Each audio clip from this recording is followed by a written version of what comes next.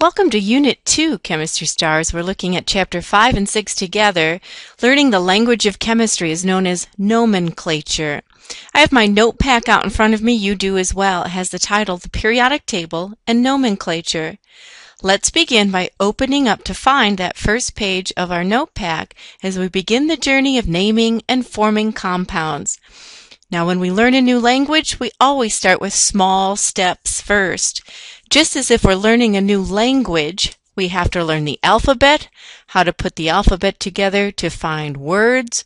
Words form sentences, sentences form paragraphs, and on the analogy could go.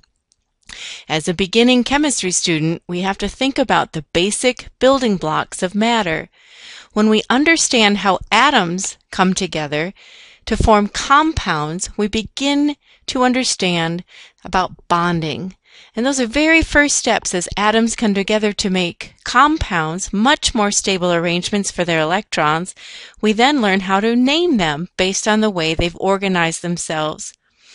So we start small. We start with introducing you to what atoms are and how atoms arrange themselves on the periodic table.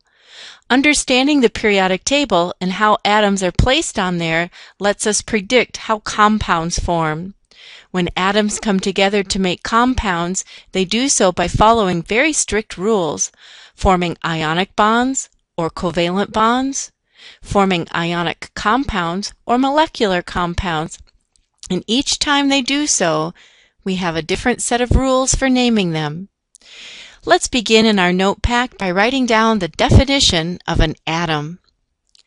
It is indeed the smallest particle of an element that retains the properties of that element.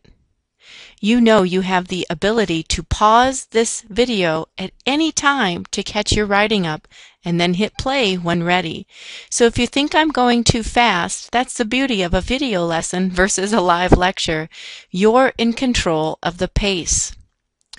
I'll repeat what's an atom and talk more. The smallest particle of an element that cannot be broken down by ordinary chemical properties. Elements are built of atoms. I can point to the periodic table and show you all kinds of different elements. And when I do so, I'm referring to the basic building block, like a Lego block that comes together to form larger structures. Atoms come together to form larger structures called compounds. We know, probably from our background knowledge, that atoms themselves are built of smaller subatomic particles. Ever hear of the terms protons, neutrons, and electrons? We know that there's two particles that reside inside of the central core of an atom, known as a nucleus. The first of those are called protons. Inside of the nucleus are these positively charged particles. Inside of the nucleus also lies neutral particles known as neutrons. So I envision this densely populated area of an atom, the central core known as a nucleus. And placed inside of the nucleus are little particles that carry charges and little particles that do not carry charges. Positively charged protons and neutrally charged neutrons. Well, what else is making up an atom? These are the negative electrons outside of the nucleus, orbiting around, creating such a fast velocity that they appear to be a cloud outside of the nucleus. Electrons are the negatively charged particles that orbit around the nucleus in very specific energy levels. Oftentimes, it's easiest for us as beginning chemistry students to think of an atom as a solar system model. Niels Bohr, a chemist back in the mid to late 1900s, so I'm thinking about 1940, 1950, this research was going on, was working along with his professor, Ernest Rutherford, and these are names that we'll talk a little bit more about, but Niels Bohr is credited with giving us that solar system model, where the nucleus of an atom is inside this densely populated area of electron cloud. So the center of an atom where the protons and neutrons are, very heavy, very small, but that's where the most of the mass is located in an atom. It's really what gives the entire atom its weight. These tiny little particles known as electrons reside outside of this very heavy, dense center known as the nucleus. Here's what I always think of when I give an analogy about weights of these particles. Protons and neutrons are very, very heavy, and yet when they're inside the nucleus, they occupy the tiniest amount of the whole volume of an atom. Electrons are so tiny compared to the protons and neutrons, they hardly contribute any weight to the atom at all. Oh, they're in the atom, but they're such a negligible mass. Imagine taking a big German Shepherd to the vet, and the vet, as always, asks you to place that puppy up on the weighing scale. Would that dog or that puppy, that German Shepherd, weigh differently with or without fleas? Well, obviously fleas have mass, but comparatively to the size of a large German Shepherd, the fleas do not contribute much to the overall mass. We say that the fleas have a negligible mass. The same can be thought of for electrons. Electrons are indeed part of an atomic structure, but their weight is so insignificant to the overall weight of the nucleus, we don't really bother counting it when we weigh an atom. The nucleus is very heavy compared to the electrons. We have this center region known as the nucleus. Well, what are the electron energy levels? Things that are known as orbitals, the little rings, if you will, placed around the nucleus in our solar system model. Within these very specific rings around the nucleus, electrons are found moving. They're very, very, very fast. They exist in certain energy levels, moving around so fast they create this cloud-like appearance. Energy levels are the specific areas in which we find electrons. They exist in certain fixed energy levels, and we'll discuss that a whole lot more. Continuing some talk about atoms, we know that in nature, atoms are identified by their number of protons. A proton gives its atom its identity. Atomic number off of our periodic table gives me the identity of an atom by telling me how many protons there are. However, the same type of atom could vary by weight. And if they're varying by weight, they must have different number of neutrons. This is a very important note. Maybe I'd encourage you to add it on. Call it a margin note. The term isotopes. These are atoms of the same element that differ by the number of neutrons. Add this part on. They have the same protons, but different neutrons. Protons give an atom its identity. We cannot change the number of protons and maintain the original identity of an element. Isotopes in nature are indeed the same element, but by varying the number of neutrons packed inside of the nucleus, we're varying the weight of that particular element. Neutron number can change without changing identity. And here's this term again I said just a moment ago, the atomic number. This is the number of protons found inside the nucleus of an atom. It does indeed give that atom its identity. If I were to look at my periodic table and find the elements, I'd encourage you to find yours. You should have your periodic table out. I know you wouldn't leave home without it. If I find the first element on the periodic table with a symbol H, we know it's called hydrogen. There's a number in there, and it's always a whole number, an integer placed on the periodic table. Hydrogen is number 1. It has 1 proton. Element number 2 is known as helium. Its atomic number of 2 is telling me it has 2 protons.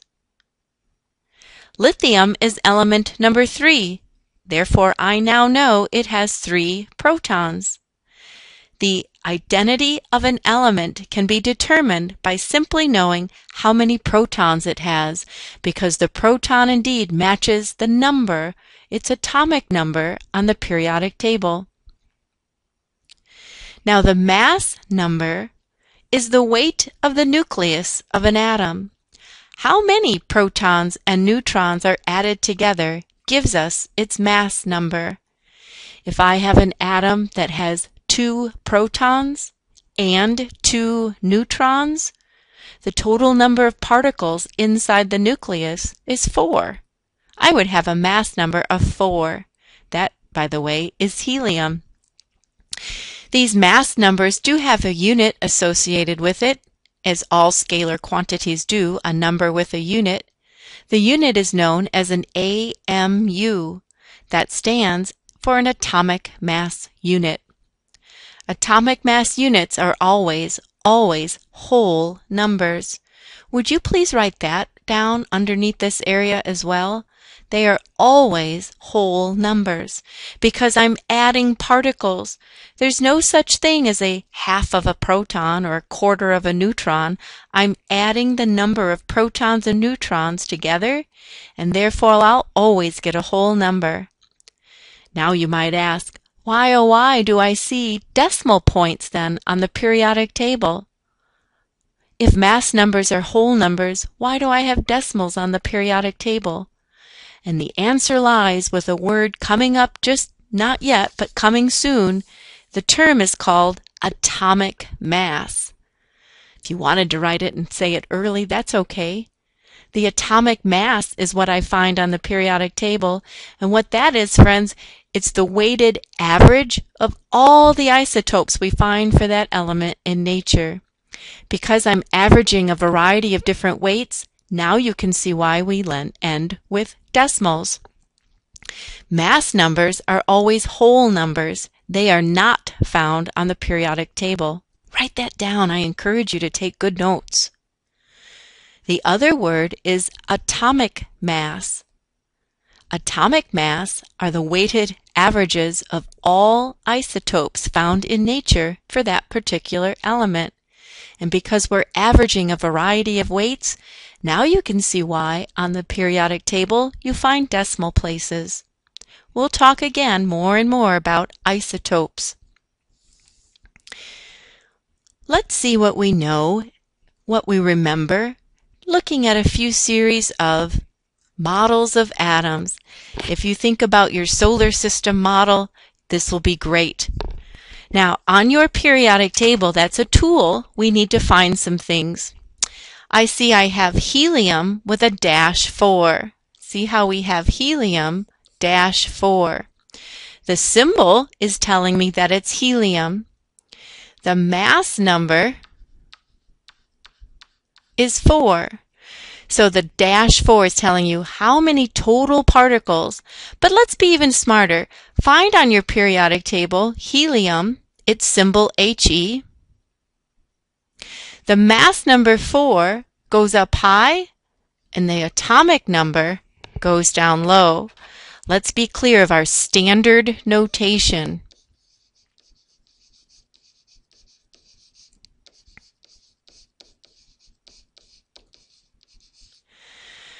Standard notation is the way that a chemist will show a reader what is the mass number and the atomic number for a particular isotope of an element. The symbol is written He. This is known as an atomic symbol. To the left of the symbol, up high, we place the mass number. Remember that those are always whole numbers. Down low, we have the atomic number. The very definition of the atomic number tells me the number of protons. So if I want to consider drawing a very simple model of helium, I start by placing just a circle to represent what I'll call the nucleus of our atom.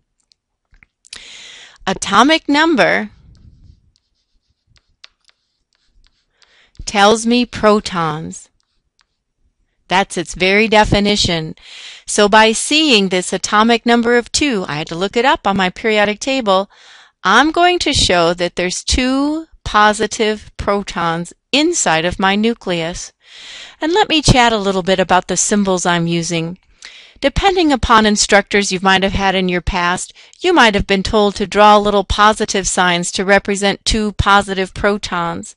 Some of us were even told to put them inside of a little circle to denote little particles. I find that that gets tedious, and it's very difficult to grade. In my class, I want you to tell me the number of protons by placing the number, the little sign P for protons, and now I know it's a positive charge. 2P positive shows me 2 protons. It's that easy. What else do we know? Well, we know that the mass number is 4. And literally, this is telling me the sum of the protons and the neutrons together. The mass number tells me how heavy the nucleus is. If there's 4 total particles, I see that right here, and 2 of them I know are from protons, I'm going to subtract. 4 minus 2 tells me there's 2 neutral neutrons. We've now placed the subnuclear particles, protons and neutrons. We have electrons to place. Perhaps somewhere in your journey of class you remember in the first energy level there's 2 electrons and then it gets full. In the second energy level you can place up to 8 electrons before it is full.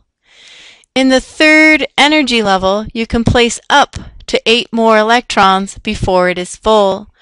We can seriously talk why in just a moment, but for now I'm just making us perhaps explain for the first time, some background knowledge. One other statement we should be clear on, atoms are always neutral. And the reason I'm bringing that up, because if I know the number of positive protons, what I'm also being given is the number of electrons, because indeed the positive protons are going to neutralize the charge of the number of electrons. Now what I like to do is to simply draw the first energy level as a half shell. That's going to save me, instead of drawing a big circle around it, such as this, and then I draw another circle such as this. Sometimes I get these structures that end up so large, our paper gets quite messy. So I'm going to ask that we don't do it that way, but instead we'll simply, let me redraw, 2 positive protons, 2 neutral neutrons inside of a nucleus. And again, I don't want dots for electrons. I want to just simply see that there are 2 electrons in the first energy level. We've just drawn a simple model of helium. The mass weighs 4. I can count the number of particles inside 2 positive protons with 2 neutral neutrons gives me a mass number of 4. The number of protons is indeed neutralizing the number of electrons. Let's process a moment before we move on. What information have we gleaned? We were given a symbol, He, with a little there, it was telling us it weighs 4. Mass number is 4. We looked up its atomic number 2. We wrote what was called the standard notation of helium. The symbol, and to the left, mass number, atomic number. And from there, we drew a simple model of an atom of helium. Let's continue that same process, but this time let's consider something much larger. From your periodic table, let's find calcium. We need to know some things about calcium before we can draw it. We would need to know its atomic number and its symbol. Calcium has a symbol Ca. The hyphen after the name from our little diagram here says 40. Its mass number is 40. Did you find it yet on the periodic table? Its atomic number is 20. 40 over 20. Again, this is what's called the standard notation.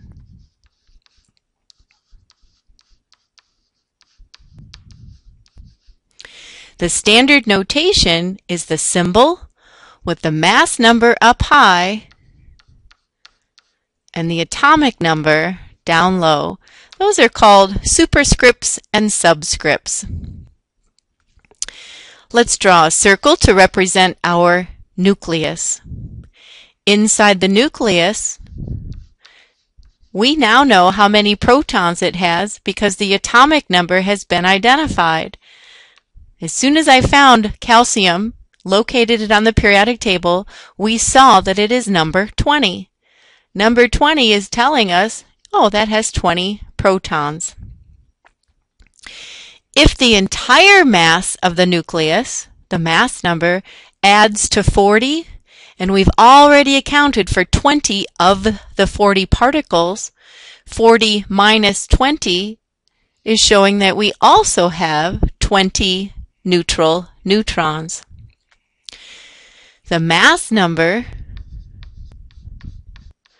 is giving me the sum of all the nuclear particles, protons and neutrons. 20 positive particles plus 20 more neutral particles gives me an entire mass of 40. But how do the electrons arrange themselves? Remember what we reviewed a moment ago? We'll have 20 electrons to place by the time we're done. The first energy level can at most hold 2 electrons before it's full. The reason? Period 1 on the periodic table only has 2 elements, hydrogen, helium. It's full. When I reach the end of the row, hydrogen, helium, I've placed 2 electrons. I reach the end, I go down a level. I hit the second row on the periodic table. The second row denotes this second energy level, the ring around our nucleus. How many elements are there in row 2 of the periodic table? Well, I count lithium, beryllium, boron, carbon, nitrogen, oxygen, fluorine, neon. If you followed with me on your periodic table, you counted 8 elements. The second energy level can only have 8 electrons. There's 8 positions on the periodic table in row 2. What about row 3? Our third energy level coming from period 3 from the periodic table. Sodium, magnesium, aluminum, silicon, phosphorus, sulfur, chlorine, argon. If you counted with me on your periodic table, we've just listed 8 more elements. Row 3, ring 3 has 8 positions. Then it's full. We hit the end of the road. When we go down a column or go down a row, we hit the 4th energy level. But let's count. We know we had 20 to place. 2 plus 8 is 10, plus 8 more is 18. We only have 2 to place. The last 2 electrons are placed in the 4th energy level. Boy, we can be really smart about this. Calcium lives in period 4. How many energy levels did we just draw? We just drew 4 energy levels. Coincidence? I think not. E-N-E-R-G-U-I. Sorry about that misspelling. Energy level. How many electrons are in the outermost orbital? I see 2. Coincidence? I think not. The group 2, capital A, we'll talk more about the organization of group A's versus group B's. A's are the tall columns. If you clearly look at your periodic table, calcium's group number is group 2A. How many electrons are in the outermost ring? 2. That's why calcium lives where it lives. The period tells me how many orbitals, how many shells, how many rings am I going to draw. The group number gives me insight into how many electrons are placed in the outermost energy level. Our basic models of atoms are nice models for predicting bonding, but I want to be clear, friends, these really are not the way atoms look like. Atoms do not look like solar systems, but for beginning chemistry students, it is a great model, a very great model, to predict bonding. But someday when we advance just a little further, we'll talk about the quantum mechanical model and the SPDF sublevels of an atom. Friends, the truth of the matter is when we draw a first energy level, it's actually an S-shaped cloud, spherical. It's three-dimensional. That electron is not in a flat shell, it's a spherical shape. Second energy level, and so forth. I want us to start just seeding a little bit about energy levels having sublevels in the quantum mechanical model. It's not part of this unit, but I just need you to be aware this is a great model, but it's not what atoms look like. Let's review together some of the highlights from our lesson. What did we say for the subatomic particle that gave an atom its identity? Boy, I bet you wrote that in your margin note. I bet you did. I bet you wrote down that it was the proton. The subatomic particle. It comes from the atomic number. Hey, what element, what atom has 3 protons? Well, who's number 3 on the chart? Well, that's lithium.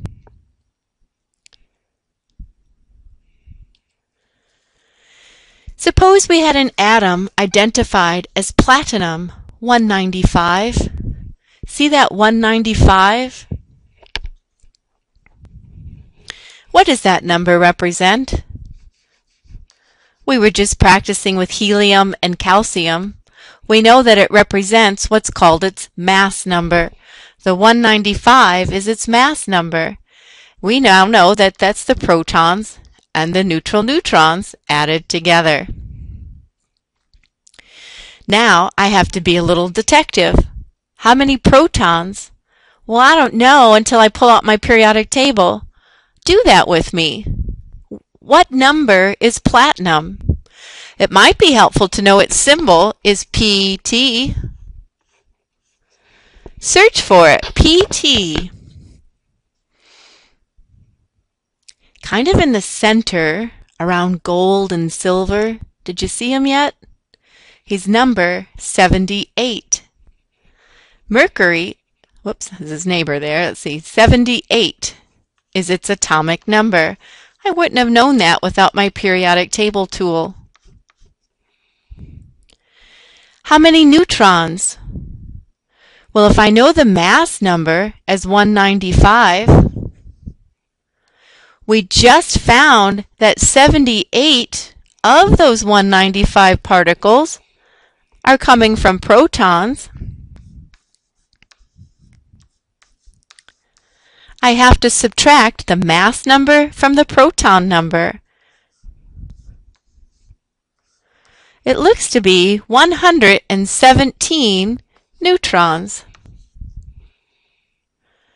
How many electrons? Well, I know that protons and electrons are the same number because atoms are neutral. So when we found the atomic number of 78 and identified 78 positive protons, we also identified that they would contain 78 negative electrons.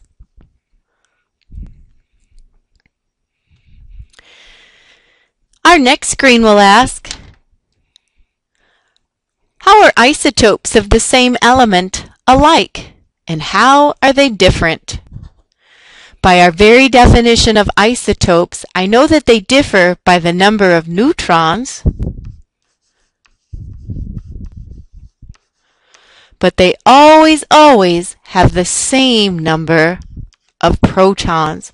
If protons give the atom its identity, I can change the neutrons, which by the way means that they would have different masses.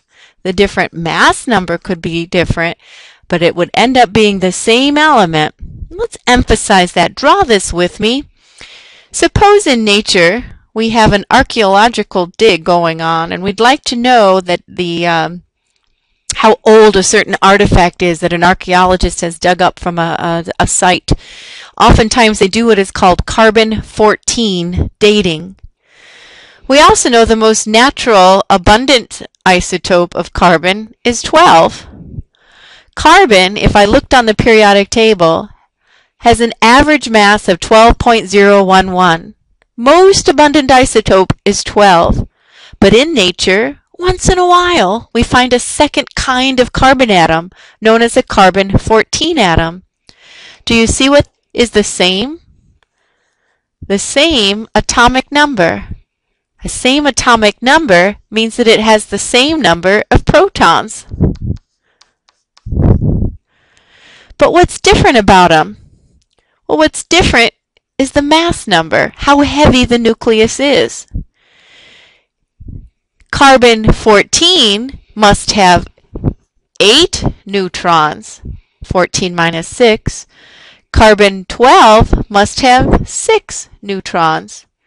Everything else is the same about those isotopes, except the neutrons.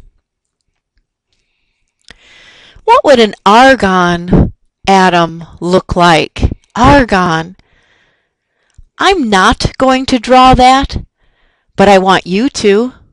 I can check it in your notepacks. Let me know when you've drawn it, and I'll come by and check it for you. What I'd like to do is to put a star on your notepad page. When I put a star on the end of your page 1, I know you've got it complete and correct and ready to go on. Stop the video, draw your argon 40, and then call me over.